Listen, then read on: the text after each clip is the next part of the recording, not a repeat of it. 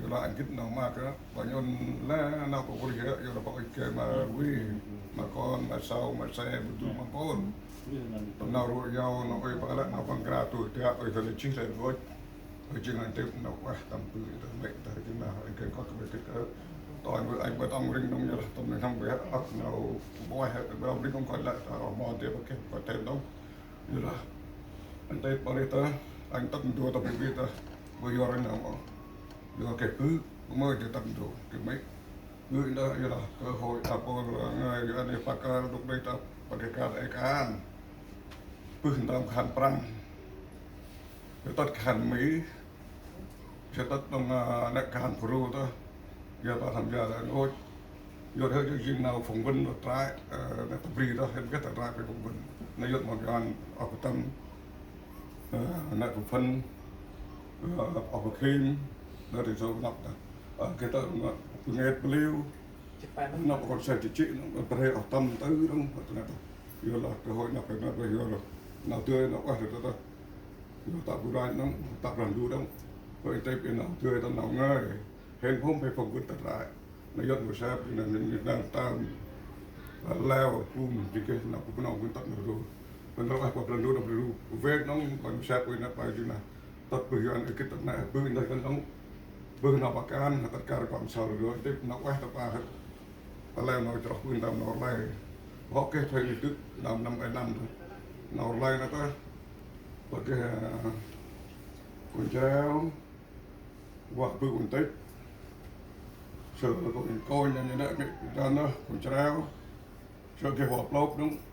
theo cân nằm tay mục sư bù rút để ta tới này thì là ta phải tu về Việt Nam nhất ta chính là vừa đại nó tăng rất nữa cần cái này nào cho ta với những cái nào cho thì tất trên tôi pick up cái tệp này cái nào quân tập rồi ăn mà hè rồi ở như là hè boy hè tệp này rồi với chính là anh tức nó ngót một chút nó chơi tức nó ấy tròn anh còn sao vào chừng lại nói rồi mà phụ đâu với chừng là mỗi là cái là nào quân và tuyệt tất nhân hay tất vì mê giờ bạn nào một tiếp đồng mất còn sau tích nào vào toàn bước cái dài mà nó giờ là bạn nào ích nó giờ mòn thuê mòn gan ốc bạn nào nhận được bước cái anh thuê bị là cái bên bên pro make được cứ ở đó nổi lại bạn nào có đi anh vô là tay phố ở mòn còn sau được là anh khách anh đi hết cái chuyện nam anh cả tay còn sau mà đúng có là cái thất thì mấy cái đọc hơn thì cái ri nó ta bị tan mà số anh tan đó nó có số nắp nó văng về nó ta là không phải số được cụ cho cụ đau và đứa anh này là rồi chừng là anh thôi nó bị tan nó có số để phá được ta anh ông bon để tập gộp ở đây trong chừng là anh phải hết tập được còn cái này anh tiếp chút nào nó cũng nạp còn ông nó nào phải men chim tươi đi tí nào là được bạc cột lô bạc quá chứ nào càng nó tầm còn nói là bạc quét ăn tươi tu đây là mất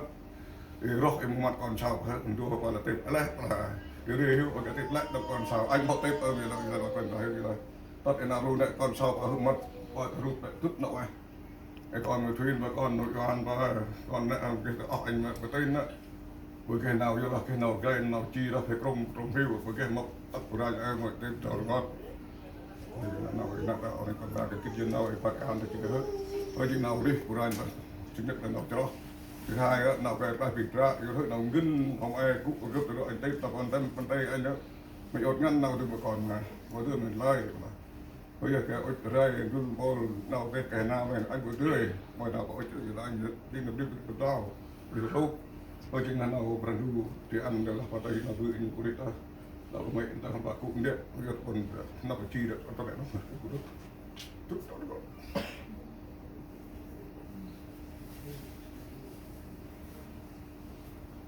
cũng đúng rồi thôi chúng nó đâu biết là chúng mình đâu để chúng mình nó hàng đâu chết rồi mà ra lại dùng cái nga và tôi tầm cái đưa này là nào ra tầm đó ốc nông là sau tu vào đây nó là giải quyết lại được gì ok nó có đặt cái từ bằng ra còn làm được chỉ nó tươi được vào trong người tên nó quay phát ở đâu đi bắt đâu chia cái từ này coi chút này nào biết là ba là ô thu thế đánh cắp còn con tân còn cái này mấy anh này lúc nó không biết là ô thu đánh cắp cái tật bọn trong lúc này cái tật bông út mà thu vào cắp nó nói đi mà nó tật này tật chơi tật chính là kia đâu nhắm là phải rú ăn bằng hoài này prang là số chân cũng đó gần là phải bay của thu phải thu to cái thu to là chừng to prang ôn là thu pa nên là cái trả cái là prang đây để thành vô tới anh mê là anh cái bánh anh đã thu mê này lại mê nó phát bánh là ban bol kan họ cũng biết rồi cái bánh thu mê bữa kia mê bắt tình cáp anh mê thật là bắt tình là nó là bữa kia nào cha thì bữa kia mê nó bắt tình cáp anh mê là anh đọc từ hơn người ta đồ là ôn bánh anh ta được khát đóng được là bắt tình là prang chốt thu hơn ăn prang cứ nó đưa đâu cái thời đâu để gửi nó chúng ta nó chuyện kia đấy anh phan hết chuyện gọi mọi hơn chúng ta thì đâu để hiện tại chuyện là và leo anh thấy cái hàn tất tại cu nhà trang hết tất đông tất đất kiến quang đức tất kiến đức lợi tất bù bong đó cứ anh thành cứ anh hàn như là nào lo tất bù bong ta chơi nợ anh về hưu nó cứ làm này người về hưu ta hình cũ ta bù bong nó tất từ năm với chuyện giải phóng ta cứ đầu chia ta bị chỉ pa ta phải quen sport được cái quan đại sứ quán và pro ta có phải prung ta tình hình coi đó thế được mấy cái nó mất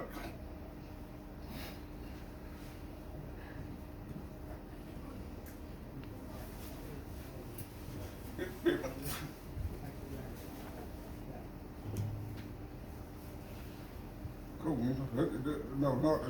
nó phải chi nữa ta đây là muốn đưa nó phải trong cái là gần nói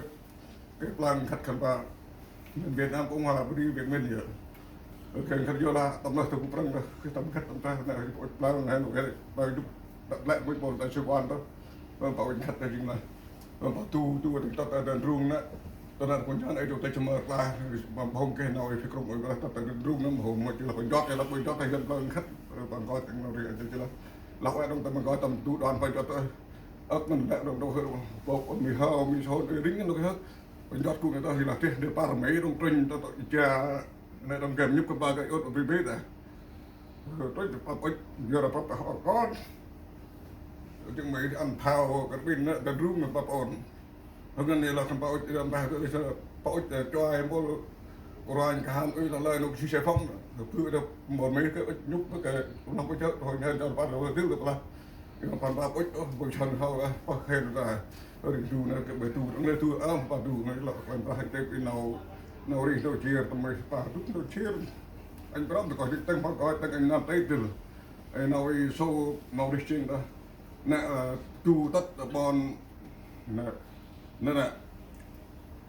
ติดโดนอ่ะตำรวจเราจำเป็นด้วยคำพูดนั้นว่าตายผมไม่ยอมแล้วท่าอะไรก็ตัวลุยผมยอมชอบเยอะเลยเพราะที่แกดูเนี่ยจริงๆตัดแต่ยันเนี่ยจัดได้คืออันตัวดูก็แป๊ดชอคัดเราบอกที่เป็นเลิศเลยเราบอกเพชรตั้งเลิศเคยแป๊ดชอรีที่ตัดตัดแต่ยันเราที่แกจริงๆเราเนี่ยเราที่แกตัดเราบอกเลยผมยอมแล้วเชื่อนะ Hồi chính là nào tập kia là các bạn đã đi học vô là nào bữa tập ngọc chính là tết nào khó nó tết bự câu leo vô pan có đại dép lần lại nào ai ơi thời lời đó bòi cái bự ẩm đợt và tập đi học nó cái tập mốc là hiệu nghiệp là nè là xe đó lúc này theo lính của đồng khai tập mốc nè mai nuôi cứ mẫu thì vậy là cặp chân mà tàu mẫu là tầm này là còn có đức rồi chân vườn đây ai can bè bỏ lô được nó với chân khách quanh chân nát từ la đâu xem bè mà tình lấp lơ có đức rồi thôi tầm này rồi nó nổ mà này thì là rồi chỉ bòi này qua mà này qua mình chừng bòi ba tiếng chừng nào bòi đặt ở nơi bao nhiêu thôi được nhưng nó phải là quay ra hơi chừng là anh coi ta chơi ông mòn còn sau cái chừng nào hy sinh nào đi chịu và ta chừng nào rong bây giờ là tùy theo rong mà áp non tí là bao hết bữa rong có ta pan nục prang nung pari pi prang nục ban dam nục ai pan prang ko re dong yo ke ban re yo la ke mat pi da la pem leu da ko ji ne nau chi la ai pan prahen pem nau re chi pu ta ke ong on yo la tat e ba ku ndo ban tong tut nau pan tro he man tot na bo cheng na ba ong da la ve rai ba cheng ta ong ma du pu nong ma ko la re i rai de ko la na ke me kit cái độ show nữa là đông chơi là tất là đông tập vụ ăn đông tất nào biểu tình cái nó cái gì cả ta show tất tất bây giờ chỉ do chút nó nào cứ nhận một cái tất nào chỉ bạn luôn luôn cái độ ác âm sao mà như nào bạn rồi như là cái đó thì tất cái thứ ta tất nào xong còn chỉ tất mọi ngày thằng nghe lời tất cái đó là cái là nó chỉ phải thôi hiện tại mà cái đó nó phải là tôi là đông đông hết rồi cái ngon on mà kia nào tươi được bao năm thì còn ôn vẫn là treo ăn là hai còn sau lớn cái như là mong em ra mới còn vượt còn lại lớn một hôm đầu kết độ bồi ăn và bồi dâu và bồi nào kết đầu lâu thì có bồi năm một cái thì anh bước cao thông tin là vào cái cái ngon nào đó là còn ra như đó nào đi xuyên vượt ta xuyên cái hết còn bệnh là bạn đông cái bà vợ cái nào chúng ta điểm nào đi anh là ngon là bây là tạ pha thì mặt để hết thì là đập anh vừa tay vừa hết anh vừa tươi cả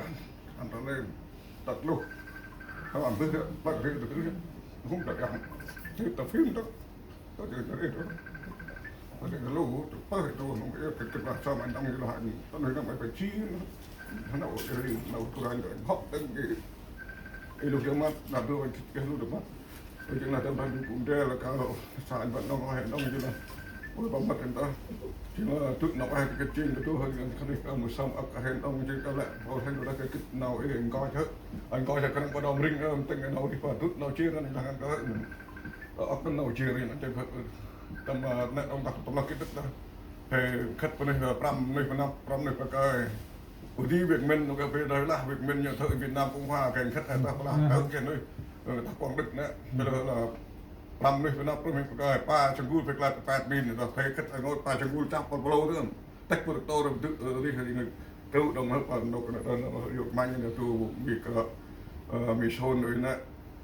tu bị hao rồi nè ring kẹp cái quả ta bao gồm tầm cái này rồi đâu cái đó ở ngoài ta hay nào ấy chia qua ta cũng nè nên cái động tác NRA cụ ta coi